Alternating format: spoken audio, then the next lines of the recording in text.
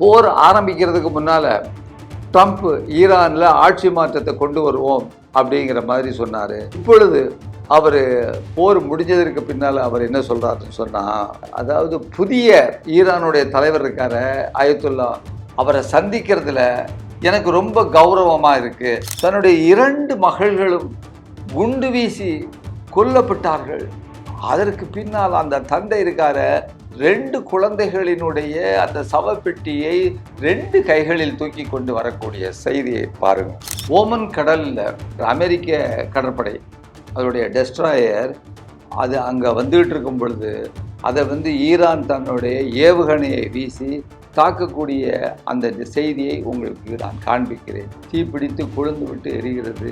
உடல் வலிமையை உறுதி செய்யும் சிலாஜித், கவனத்தை மேம்படுத்தும் அஸ்வகந்தா மற்றும் உயிர் சக்தியை பெருக செய்யும் சஃபேடு முஸ்லி போன்ற இமயமலையின் உணவுப் பொருட்களை கொண்டு வந்து மிஸ்டர் பர்ஃபெக்ட் உருவாக்கப்பட்டுள்ளது. உங்கள் முழு குடும்பத்தின் ஆரோக்கியத்தை மா நேச்சுரல்ஸ் மூலம் உறுதி செய்திருங்கள். 100% இயற்கையான மூலிகை பொருட்கள் மூலம் உருவாக்கப்பட்ட மிஸ்டர் பர்ஃபெக்ட் மற்றும் மிஸ் பர்ஃபெக்ட் தலைமுறையாக குடும்பங்களின் உடல் வலிமை, மன வலிமை மற்றும் மகிழ்ச்சியை பெருக செய்கிறது. உங்கள் மகிழ்ச்சியான பயணத்தை துவங்க www.mannaturals.com என்ற இணையதளத்தை பார்வையிடவும் அல்லது வாட்ஸ்அப் எண்ணிலும் தொடர்பு கொள்ளலாம்.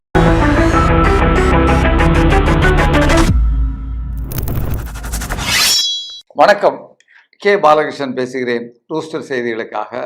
இன்றைக்கு சர்வதேச செய்திகள் சிலவற்றை உங்களோடு பகிர்ந்து கொள்ளலாம் என்று எண்ணுகிறேன். முதல்ல இந்த போர் சம்பந்தப்பட்ட செய்திகள், அதை சொல்றதற்கு முன்னால ஒரு நகைப்பு, ஒரு ஹாஸ்ய உணர்வோடு ஒரு செய்தியை உங்கள்கிட்ட சொல்லலாம்னு நினைக்கிறேன். போர் தானே, அது கொஞ்சம் போகிறதுக்கு முன்னால் வலி நமக்கு கொடுக்கக்கூடியது, அதுக்கு முன்னால் கொஞ்சம் சிரிச்சுக்கிடலாமே அப்படின்ட்டு ட்ரம்ப் இருக்கார அமெரிக்காவினுடைய தலைவர் ட்ரம்ப், அவர் சீன அதிபரோட ஜீட்ட ஒரு விசித்திரமான கோரிக்கையை ஒன்று வச்சிருக்கிறாரு. அது உங்களுக்கு வைரலாக வந்தது. அது என்னன்னா, நீங்கள் சீனாவை பார்த்து தொழில்நுட்ப வளர்ச்சியில் நீங்கள் ரொம்ப வேகமாக முன்னேறி கொண்டிருக்கிறீர்கள், இந்த வேகத்தோடு எங்களால் போட்டி போட முடியல, அதனால கொஞ்சம் உங்கள் வளர்ச்சியை நீங்கள் ஸ்லோ பண்ணி போனீங்கன்னா நாங்களும் உங்கள் கூட போட்டி போடுவோம் தானே, ஒரு ஒரு ஒரு ஒரு ஆரோக்கியமான போட்டி இருக்கும் தானே அப்படின்னு சொல்லிட்டு கேட்கக்கூடிய ஒரு கேள்வியை ட்ரம்ப் கேட்டிருக்கிறார். ஜீட்டை சொல்லும் பொழுது வேகமாக ஓடுறவனை பார்த்து, எப்பா நீ மெதுவாக ஓடப்பா, என்னால் முடியல அப்படின்ட்டு சொல்கிற மாதிரி இருக்கு. இது ஒரு வேடிக்கைக்காக, ஒரு ஹாஸ்ய உணர்வு சம்பந்தப்பட்ட ஒரு செய்தியாக உண்மையிலே இன்றைக்கு சமூக வலைத்தளத்தில், வெளிநாட்டு சமூக வலைத்தளங்களில் வந்த செய்தி இது. சரி, அப்புறம் இன்னொரு செய்தி பாருங்க. போர் ஆரம்பிக்கிறதுக்கு முன்னால ட்ரம்ப் ஈரானில் ஆட்சி மாற்றத்தை கொண்டு வருவோம் அப்படிங்கிற மாதிரி சொன்னார். ஆனால் இப்பொழுது அவர் போர் முடிஞ்சதற்கு பின்னால் அவர் என்ன சொல்றாருன்னு சொன்னா, அதாவது புதிய இந்த ஈரானுடைய தலைவர் இருக்கார அயத்துல்லா, அவரை சந்திக்கிறதுல எனக்கு ரொம்ப கௌரவமா இருக்கு, நான் சந்திக்க விரும்புகிறேன் அப்படின்னு சொல்லிட்டு நான் கௌரவப்படுத்தப்படுவேன் அவரை சந்தித்தால் என்று சொல்லக்கூடிய ஒரு செய்தியை நம்ம பார்க்குறோம். அவர் தான் ரீஜியமை மாற்ற போறேன்னு சொன்னார். இப்போ அவர் தான் இவரை சந்திச்சா பெருமை அடைவேன்னு சொல்றாரு. அப்போ இன்றைக்கு ஒரு தமிழ் படத்தில் வடிவேலுடைய ஒரு காமெடி வரும், உங்களை ஒரு நினைவுக்காக சொல்கிறேன். கொஞ்சம் நெஞ்சம் பேச்சாப்பா நீ பேசின நீ அப்படின்னு சொல்லிட்டு, அதுபோல் ட்ரம்ப் என்னெல்லாம் பேசினார் இன்றைக்கு பாருங்க அவருடைய நிலையை அப்படின்னு சொல்லிட்டு அடுத்த செய்திக்கு போகலாம். எந்த ஒரு தந்தையும் தன்னுடைய பெண்கள், எத்தனை பெண்கள் இருந்தாலும் அவர்கள்ட்ட பெரிய வித்தியாசம் பார்க்க மாட்டாங்க. ஒரு தந்தை தன்னுடைய 2 பெண்கள் இருக்காங்கன்னா 2 பெண்களையும் ஒரே மாதிரி தான் பார்ப்பாங்க. ஆனால் அப்படி பார்க்க மாட்டாங்கங்கிறதுக்கான ஒரு செய்தி உங்களுக்கு நான் அந்த காட்சியில் நீங்கள் பாருங்கள். தன்னுடைய 2 மகள்களும் குண்டு வீசி கொல்லப்பட்டார்கள். அதற்கு பின்னால் அந்த தந்தை இருக்கார 2 குழந்தைகளினுடைய அந்த சவப்பெட்டியை 2 கைகளில் தூக்கி கொண்டு வரக்கூடிய செய்தியை பாருங்கள். இதுதான் தகப்பனுடைய அந்த கேரக்டர் ஆஃப் எ ஃபாதர். அப்புறம் இன்னொரு செய்தி பாருங்க. வளைகுடா பிராந்தியத்தில் உள்ள அமெரிக்க ரடார்கள் அழிக்கப்பட்டதற்கு பின்னால் காலநிலை மிக பெருமளவிற்கு அங்கு ஈரானில் மாறி இருக்கிறது. இன்றைக்கு மழை ஏற்கனவே பெஞ்சிட்டு இருந்தது, சம்மர் சீசனுங்க. அந்த சம்மர் சீசனில் கூட இன்றைக்கு ஈரானில் மழை பெய்து கொண்டிருக்கிறது, நல்ல ரம்யமான சூழ்நிலை நிலவி கொண்டிருக்கிறது என்பதற்கான அந்த காட்சி, கார்களும் மற்ற விஷயங்களும் போயிட்டு இருக்கக்கூடிய செய்திகளை நீங்கள் பாருங்கள் நண்பர்களே, அப்படிங்கிறது ஒரு செய்தி. அப்புறம் இன்னொரு செய்தி பாருங்க, ஈரானுடைய இந்த பிப்ரவரி 28ஆம் தேதி அந்த மத தலைவர் சையத் அலி ஹொசைனி கொமேனி கொல்லப்பட்டார்கள் அல்லவா? அவரோடு சேர்ந்து அவருடைய குடும்ப உறுப்பினர்களும் கொல்லப்பட்டார்கள். ஒரு பள்ளியில 168 பெண் பிள்ளைகள் கொல்லப்பட்டார்கள் அல்லவா? யாரெல்லாம் அவங்க குடும்பத்தில் உள்ளவர்னு அந்த படத்தை நீங்க பாருங்க.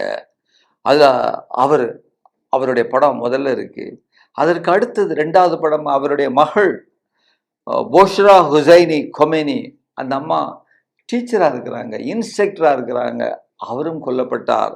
அதற்கு அடுத்து அவர்களுடைய பேர குழந்தை, பேர் ஜஹ்ரா முஹம்மடி கோப்காயனி அப்படின்னு சொல்லக்கூடிய அந்த ஒரு பெண், ஒரு குழந்தை, அந்த குழந்தையும் பேர குழந்தையும் கொல்லப்பட்டிருக்கிறது. அதற்கு அடுத்தது மருமகள் அந்த ஜொஹரா ஹடாயினி அடல், அவர் அந்த அம்மா, அவங்களும் ஒரு ஆசிரியை, பண்பாட்டு போராளி, கல்ச்சுரல் ஆக்டிவிஸ்ட். அந்த அம்மா கொல்லப்பட்டாங்களே. மருமகள் இப்போது இருக்கிறாரே அந்த மதத்தலை, இப்போது அந்த சுப்ரீம் லீடரு, அவருடைய மனைவி, அவங்க கொல்லப்பட்டிருக்கிறாங்க.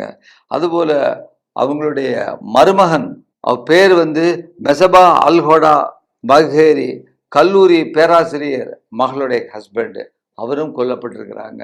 இப்படியாக இவ்வளவு பேர் ஒரே குடும்பத்தில் உள்ளவங்களை கொலை பண்ணியிருக்கு அமெரிக்க அரசு அப்படின்னு சொல்லும் பொழுது, இன்றைக்கு இருக்கக்கூடிய ஈரானிய தலைவர் இந்த தன்னுடைய குடும்பங்கள்லாம் உறுப்பினர்களெல்லாம் கொலை செய்யப்பட்ட பின்னர் தந்தை கொல்லப்பட்டார், தன்னுடைய மகள் குழந்தை கொல்லப்பட்டது, தன்னுடைய மனைவி கொல்லப்பட்டாள், மைத்துனர் கொல்லப்பட்டாள், சகோதரி கொல்லப்பட்டாள் அங்கிற செய்திருக்கு பின்னால எவ்வளவு ஒரு கனத்த இதயத்தோடு, எவ்வளவு ஒரு பிடிவாத மனத்தோடு, அதே நேரத்தில் நாட்டை காப்பாற்ற வேண்டும் என்ற உணர்வோடு அவர் இருப்பார் என்பதை நம்மால் புரிந்து கொள்ள முடிகிறது.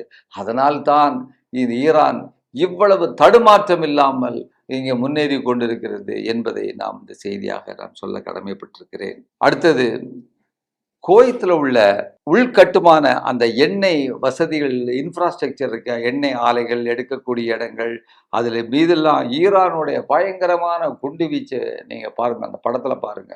அதாவது ஏற்கனவே ஈரான் அந்த வளைகுடா நாடுகளிலேயே அந்த குவைத்தை தன்னுடைய எதிரி அப்படின்னு சொல்லி அனௌன்ஸ் பண்ணியிருக்கு. அந்த நாட்டில் மீது எப்படி வீசக்கூடிய அந்த விஷயங்களை பாருங்க, படங்களை பாருங்க. இப்படியாக நடந்து கொண்டிருக்கிறது. தீ பிளம்பாக இருக்கிறது.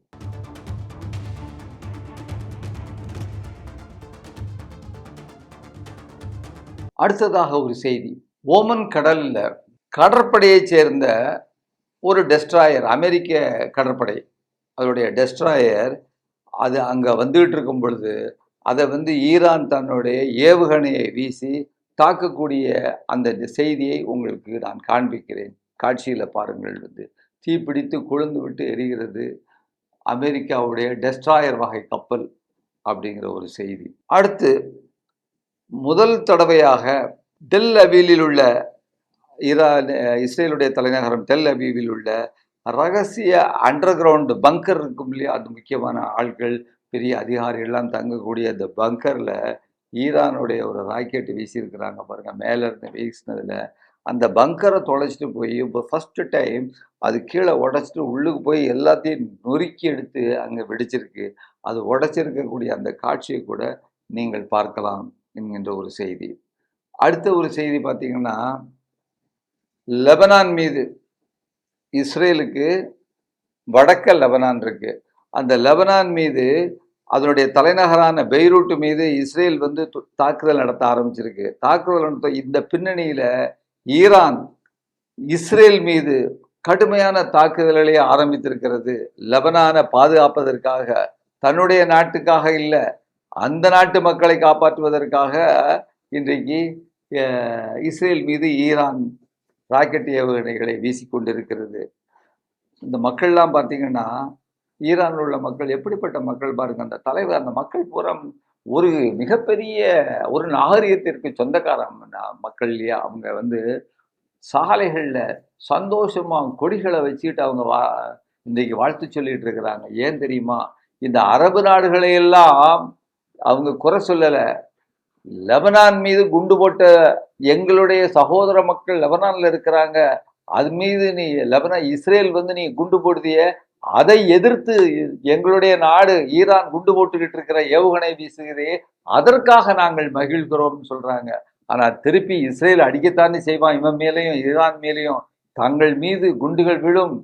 ஆனாலும் தங்களுடைய அழிவை பற்றி, தங்களுடைய இறப்பை பற்றி கவலைப்படாமல் லெபனானில் உள்ள பெய்ரூட்டில் உள்ள அந்த மக்களுக்காக இந்த ஈரானிய மக்கள் ஆரவாரத்துடன் வருகின்ற காட்சியை பாருங்கள் நண்பர்களே. அந்த செய்தி உங்களுக்கு நான் போடுகிறேன்.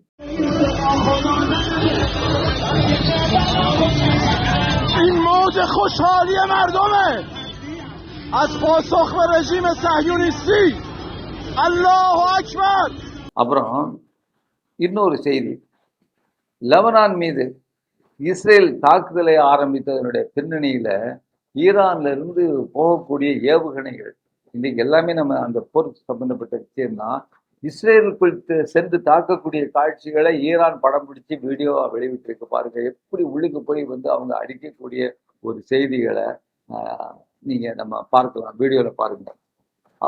அது மட்டும் இல்லாம இன்னொரு வீடியோ பாருங்க. வடக்கு இஸ்ரேலுடைய இஸ்ரேல் வடக்கு, அதற்கும் வடக்கத்தான் லெபனான் இருக்கு. அந்த வடக்கு இஸ்ரேலில் உள்ள கலிலி மற்றும் ஷிமோனா குடியேற்ற பகுதிகளில் வெடிக்கக்கூடிய அந்த குண்டுகள்லாம் வெடித்து கொண்டிருக்கிறது இந்த ஈரானுடைய தாக்குதல்களாக என்று சொல்லும் பொழுது இன்றைக்கு அதுவும் இன்றைக்கு படம் பிடித்து வெளியே இன்றைக்கு அனுப்பப்பட்டிருக்கிற செய்திகளை நாம் பார்க்கிறோம். இதுல நீங்க கொஞ்சம் இந்த போருக்கு முன்னால, இந்த வளைகுடா போருக்கு முன்னால வரைக்கும் நீங்க பார்த்தீங்கன்னா, ஒரு ஆண்டுக்கு முன்னால வரைக்கும் இஸ்ரேலுக்குள்ள எவருமே ஏவுகணைகளை வீச முடியாது, ட்ரோன்களை அனுப்ப முடியாது என்று இருமாந்திருந்த நேரம், இந்தியா உள்பட, ஐரோப்பிய நாடுகள் உள்பட, உலக நாடுகள் அனைத்தும் இஸ்ரேலை தலைவணங்கி விஞ்ஞானத்தினுடைய பிதாமகன் என்று நினைத்திருக்கக்கூடிய நேரம் ஒரு ஆண்டுக்கு முன்னால், இன்றைக்கு காசாவை விட மிக மிக மோசமாக இன்றைக்கு இஸ்ரேலை பகுடுபொடியாக்கி கொண்டிருக்கிறது ஈரான் என்று சொல்லும் பொழுது, வல்லவனுக்கு வல்லவன் வையகத்திலும் உண்டு என்ற பழமொழி நினைத்து வருகிறது. இத்துடன் இந்த செய்தியை முடித்துக் கொள்கிறேன். நன்றி, வணக்கம். ஊடகம் கார்ப்பரேட் அரசியல்வாதிகளின் கைப்பாவையாக, அடிமைகளாக இருந்தது போதும். இனி சாட்டை எடுத்து சுழற்றும் நேரம் வந்துவிட்டது. ஊடகம் பொதுமக்களாகிய உங்களுக்காக, உங்களாலேயே இயக்கப்பட வேண்டும். ஊடக சுதந்திரத்திற்காக உங்களின் பங்களிப்பை இன்றே அளித்திடுங்கள்.